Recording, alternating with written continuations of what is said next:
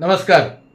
इसवी सन 1645 मध्ये छत्रपती शिवाजी महाराजांनी तोरणा किल्ला सर केला आणि त्याच्यानंतर पाठोपाठ कोंढाणा, पुरंदर, विसापूरचा किल्ला आणि तिकोणा घेईपर्यंत महाराजांची मजल गेली आणि यांच्या आजूबाजूचा सगळा प्रदेश छत्रपती शिवाजी महाराजांनी आपल्या स्वराज्यामध्ये सामील करून टाकला. सुरुवातीला शहाजीचा पोरगा काहीतरी गडबड करतो आहे इतपत शिवाजी महाराजांना महत्त्व देणारी आदिलशाही, कुतुबशाही आणि मोगल सुद्धा आता या बसणाऱ्या धडका जशा वाढत जायला लागल्या तशा त्यांच्या दरबारामध्ये काळजीचं वातावरण निर्माण व्हायला सुरुवात झाली. तीच अवस्था जंजिराच्या सिद्धी जोहाराची होती. त्यावेळेला जंजिऱ्याच्या किल्ल्यावर सिद्धी जोहाराचा अंमल होता आणि मावळ प्रदेशामध्ये शिवाजी नावाचा एक पोरसौदा धुडगूस घालतो आहे हे सुरुवातीला त्याच्या कानावर येत होतं आणि जसं जसं किल्ले सर करण्याची एकंदर मनीषा बाळगून छत्रपती शिवाजी महाराज ते किल्ले धडाक्याने सर करत गेले तसा मग या सिद्धी जोहारांनी अनुमान बांधलं की मावळ प्रांतामध्ये आज धुडगूस घालणारा हा शिवाजी आज ना उद्या घाट उतरून खाली कोकणामध्ये येणार आणि कदाचित आपल्यालाही त्याच्याशी 2 हात करावे लागतील. शिवाजी महाराजांचा प्रताप तोपर्यंत इतका पसरला होता की शिवाजी बरोबर युद्ध करणं म्हणजे येरा गबाळ्याचं काम नाही हे सिद्धी जोहार समजून चुकलेला होता आणि म्हणून त्या किल्ल्यावरच्या मानकऱ्यामध्ये म्हणजे सरदारामध्ये या सिद्धी जोहारांनी विचारविनिमय सुरू केला आणि सगळ्यात पहिली बाब त्याच्या लक्षामध्ये आली की आपल्या किल्ल्याची तटबंदी आता दुरुस्त करायला झालेली आहे. मग त्याने हा विचार जेव्हा आपल्या सरदार दरकारांच्या समोर मांडला तेव्हा मग भैरव नावाचा एक त्याचा सैनिकी अधिकारी त्याला सांगायला लागला की खावेन नुसती तटबंदीची दुरुस्ती करून कदाचित भागणार नाही, कारण मुळात ही सगळीच तटबंदी खूप जुनी झालेली आहे. त्यामुळे तुम्ही इथे दुरुस्त कराल तर तिथे डगरेल, तिथे दुरुस्त कराल तर तो भाग पडेल. त्यामुळे आपण आपल्या किल्ल्याची जमलं तर पुनर्बांधणी आणि सगळ्यात आधी तटबंदी मोडून परत नवीन बांधायला हवी. सिद्धी जोहाराला भैरवाचं हे म्हणणं पटलं आणि त्याने त्याला रुकार देऊन पुढच्या काही दिवसामध्ये असलेली तटबंदी मोडून पक्की नवीन तटबंदी बांधायचं काम सुरू करायचं असं ठरवून टाकलेलं होतं. आता सिद्धी जोहारांनी हा एवढा मोठा निर्णय घेतल्यानंतर या भैरवानी एक दिवस दबक्या आवाजामध्ये या सिद्धी जोहाराला विचारलं की खावेन, आम्ही हिंदू लोक कुठचीही गोष्ट नवीन बांधकाम सुरू करायची असेल तर त्यावेळेला जरा मुहूर्त बघतो, म्हणजे ते काम विनासाह्य पार पडतो. तर आपण एवढी मोठी तटबंदी परत बांधून काढण्याचा विचार करताय तर त्याचा शुभारंभ सुद्धा एखादा मुहूर्त बघून करूया. सिद्धी जोहारांनी हसत हसत या गोष्टीला मान्यता दिली आणि एकदा सिद्धी जोहाराची मान्यता दिल्यानंतर भैरवाने पुढे सांगितलं की जवळच्या मुरुड शहरामध्ये म्हणजे गावामध्ये बाळशास्त्री जोशी नावाचे एक महापंडित राहतात. त्यांचा ज्योतिषशास्त्र आणि मुहूर्तशास्त्राचा फार मोठा अभ्यास आणि तितकाच मोठा व्यासंग आहे. तेव्हा आपली परवानगी घेऊन मी एक नजराणा त्यांना सुपूर्द करतो आणि त्यांच्याकडून आपलं काम सुरू करायला चांगल्यात चांगला मुहूर्त घेऊन येतो.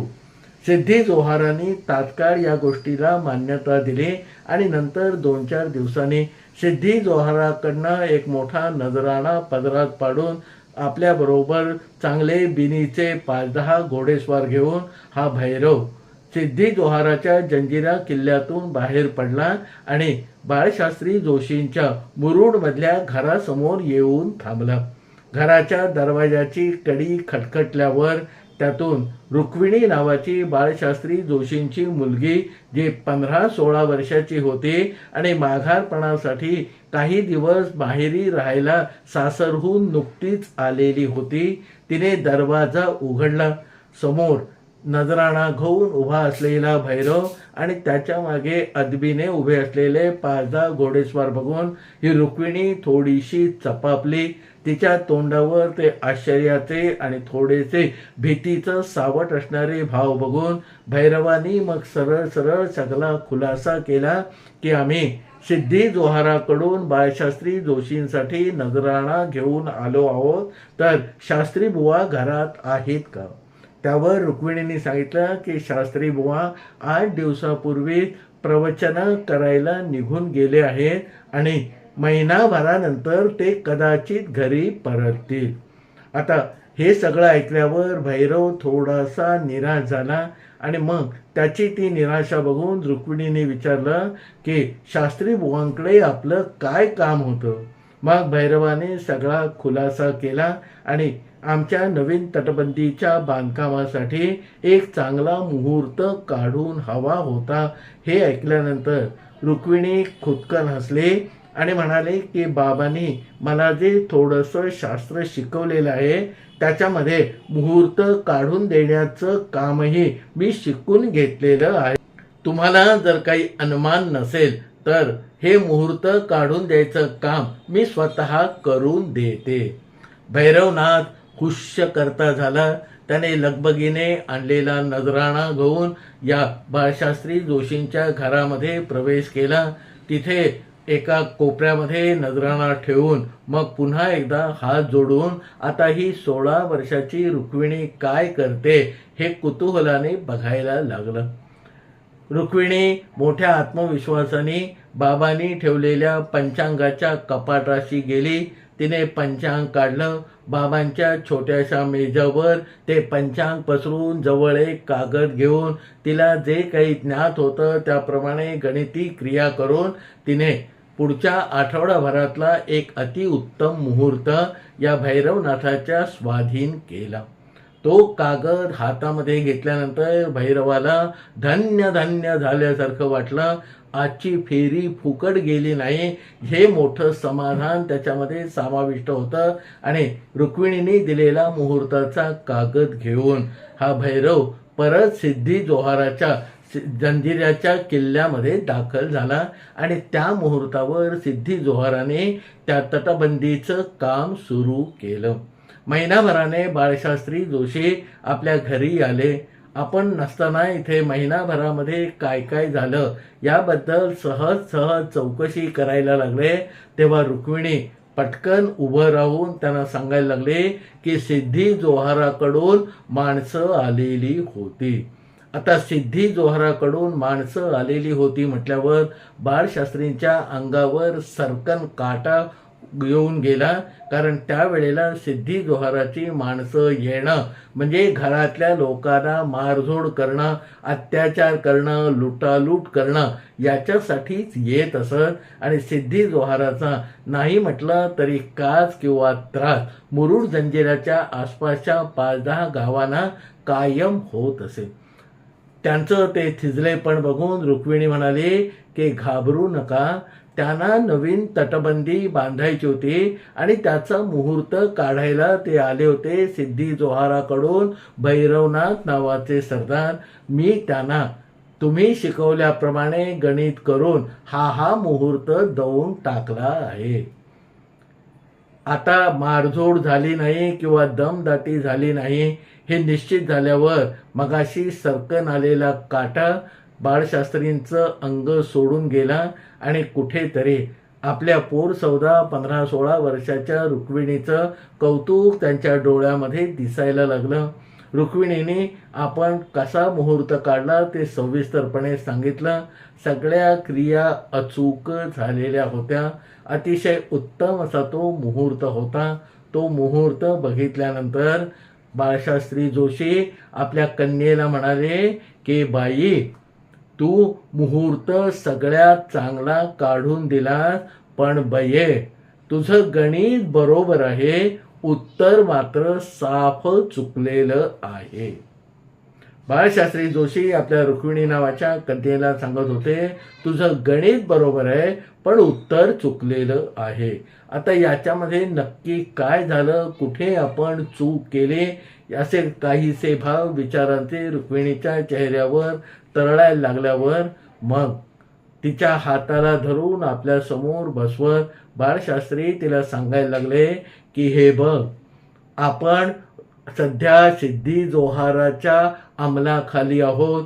त्याची मारझोड, लुटालूट, अत्याचार हे आपण सहन करतो आहोत आणि छत्रपती शिवाजी नावाचा एक माणूस माळव्यामध्ये हिंदवी स्वराज्य स्थापनेसाठी लागलेला आहे आणि इथल्या गावातल्या माझ्या सकट सगळ्या लोकांची मनीषा अशी आहे की लवकरात लवकर शिवाजी महाराजांच्या राज्यामध्ये आपल्याला जायला मिळावं, म्हणजे त्यांनी इथे येऊन सिद्धी जोहाराचा पराभव करून आपला हा सगळा टापू आपल्या स्वराज्याला जोडून टाकावं. पण बये, तू असा जो मुहूर्त दिला आहेस तो देताना तू हा सगळा विचार केलेला नाही. सिद्धी जोहारासारख्या आपल्या शत्रूला इतका चांगला मुहूर्त कधीही द्यायचा नाही, हे व्यवहारज्ञान तू आधी तपासून पाहायला हवं होतं आणि मग साधारण बरा असा मुहूर्त देऊन या सिद्धी जोहाराच्या माणसाची रवानगी करायला हवी होती. कारण तू दिलेल्या मुहूर्ताप्रमाणे जर तिथे काम सुरू झालं असेल तर शिवाजी महाराजांनाच काय, पण जगातल्या कुठच्याही योद्ध्याला कदाचित हा जंजिऱ्याचा किल्ला कधीही सर करता येणार नाही. आणि म्हणून मी तुला म्हटलं की तुझं गणित बरोबर आहे पण उत्तर चुकलं.